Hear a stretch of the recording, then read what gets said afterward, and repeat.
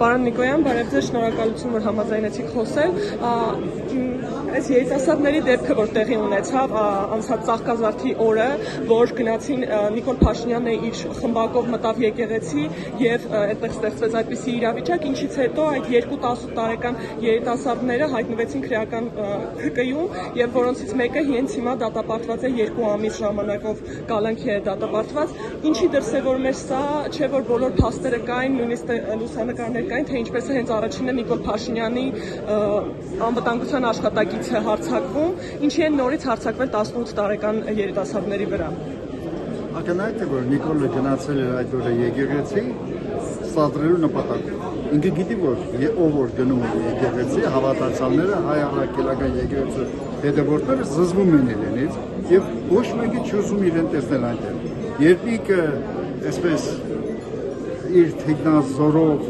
չգիտեմ քանի հոգով ճեղքում է հավատացյալների շարքը եւ մտնում է ներս, ինքը չի հասկանում, դա փողոցը չի, որ 100 ավտոներով, 1000 թիկնապաներով, 5000 ոստիկաններով ինքը ճանապարհ փակի գնա, դա եկեղեցի է, եկեղեցու մեջ բոլորը հավասար են, Աստծո առաջ, եկեղեցու առաջ։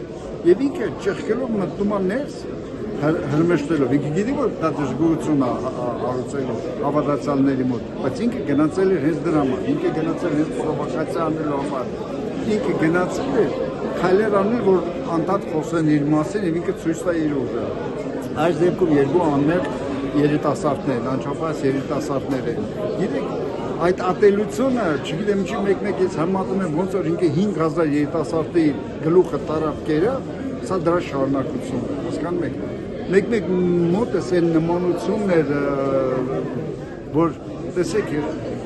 Իսրայելը ռմբակոծեց իրանական աղջիկների դպրոցը, անչափահասների։ Մեկ-մեկ մտքիս մեջ նույնիսկ նմանեցնում եմ դա, ինքը ատելություն ունի մեր երիտասարդության նկատմամբ, որովհետև արդեն ինքը շատ լավ հասկանում է,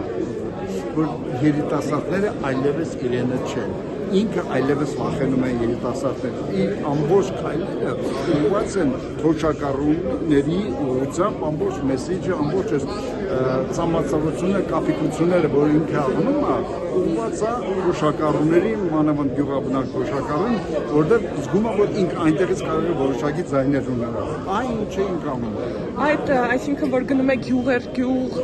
մտնում է մարդկանց տները եւ փորձում է իրենց համոզել նույն թոշակառուներին այդ ապահովագրության, թոշակի բարձրացման մասին եւ անդադ սպառնում է, որ իր չվերընտրվելու պատճառով պատերազմ է լինելու եւ նույնիսկ նշում է ժամկետները սեպտեմբեր ամսին կործանարար պատերազմ է լինելու։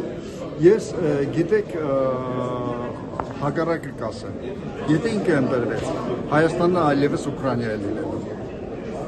Եթե ինքը ընտրվեց, Հայաստանը այլևս դառնալու է Ուկրաինա իր բոլոր հետևանքներով։ Տնտեսական պատերազմը, այդ փորձանքը ինքը արդեն բերել է մեր գլխին, այսօրվանից, երեկվանից սկսվել է, արդեն Ռուսաստանի Դաշնությունը սկսել է ֆիտոսանիտարիայի ծառայությունը, ապացել, որ Հայաստանը այս ամբողջ տարիների ընթացքում դրսից բերած ապրանքը տարել է Ռուսաստան որպես իր սեփական ապրանք։ Եվ նրանք ցույց տվեցին, որ եթե դու պատերազմում ես մեր հետ, ապա մենք ավելի լայն հնարավորություն ունենք պատերազմ։ Այժմ պատերազմը տնտեսական ոլորտում է։ Աստված ոչ ասի, այս հիմարությունների ինչ ինքը անում է շարունակվի եւ այլ բնույթի հակամարտություն ստանալ։ Ես ասում եմ, եթե ինքը ընտրվեց, Հայաստանը վերածվելու Ուկրաինա։ Նույն Ռուսաստանի այցի ժամանակ Վլադիմիր Պուտինի հանդիպման հետ ընթացքում նա շեշտեց, որ Հայաստանը ամենաժողովրդավար պետություններից մեկն է, այսպես ասելով փորձում էր Վլադիմիր Պուտինին ինչ-որ բան ցույց տալ,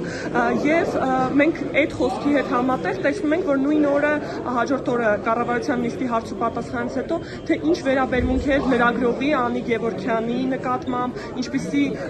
իր խոսակցական ձևը եւ ընդհանրապես ինչ դեմոկրատիայի մասին է խոսքը Հայաստանում։ Մեկ-մեկ իր վարքագիծը եւ լրագրողների հետ եւ առավել եւս կին լրագրողներ խոսող ժամանակ ինձ մոտ այն տպավորություն տում խուլիգանի վարքագիծը դարձել այդ հողոր տալը, մաթափ տալը եւ մետրոյում այն արցախցի տիկնոջը երեխաների գծը մաթափ տալը, սպառնալը եւ այլն մեկ-մեկ իմ մոտ տպավորություն տող խուլիգանը նա այլևս ինքը իրեն չի կարողանում վերահասկել, որտեղ հավանաբար անան չկա, դեռ տվող չկա։ Հասկանում եք, եւ ինքը այլևս դուրս է եկել այդ կոնտրոլից։ եւ անում անհետ քայլեր, որը ծիծաղ առածում Ռուսաստանի Դաշնությունում իր վարկագիծը, որը ուզում է ցույց տալ, որ ինքը ժողովրդավար է եւ այդպեսի հիմար մտքեր ասում, բայց բոլորը գիտեն չէ։ Ինքը քանի մարդ է ապօրինի քաղաքական դրդապատճառներով ձերբակալ է, կալանավոր է, ամիսներ շարունակ, տարիներ շարունակ պահում է բանդում։ Բոլորը դա գիտեն, ամբողջ աշխարհը դա գիտի եւ ինքը հիմար ասում է, որ ծիծաղ է առաջացնում եւ առնվազն բացի ծիծաղից նաեւ այն արհամարական դեմքի արտացնում, որի այդ բառերը ընդունում են, արհամարական եւ զուզվելի ցույց են տալիս, որ գնա քո ժողովրդին խափի։ Դու մեզ չես կարող խապել, այդ բառերով չես կարող կերակրել։ Ընդամենը դա է։ Ցավոք սրտի ինքը գնացել է, որպեսզի բարելավեր երևի թե միջպետական հարաբերություն եւ ինքը ստանալ նաեւ Ռուսաստանի աջակցությունը, իրեն թվում է, որ ինչպես միշտ հաջողվում է բոլորին խապել եւ նստել մի քանի աթոռների վրա, այս միջադեպը ցույց տվեց, որ ինքը ոչ մի բանի վրա չի կարող նստել։ Եվ վերջին հարցը, արդյոք ճիշտ ընտրություն էր, որ ընդդիմությունը որոշեց միասնական ճակատով չգնալ եւ ճիշտ որոշում էր ՀՀԿ-ի չմասնակցությունը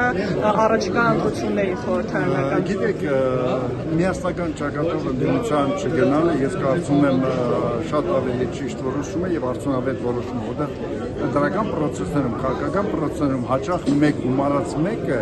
հավասար չի լինում։ Կարող է եւ ավելի պակաս լինել, կարող է ավելի լինել, բայց տվյալ դեպքում ինձ թվում է ավելի ընդդիմությունը կորցներ ձայներ։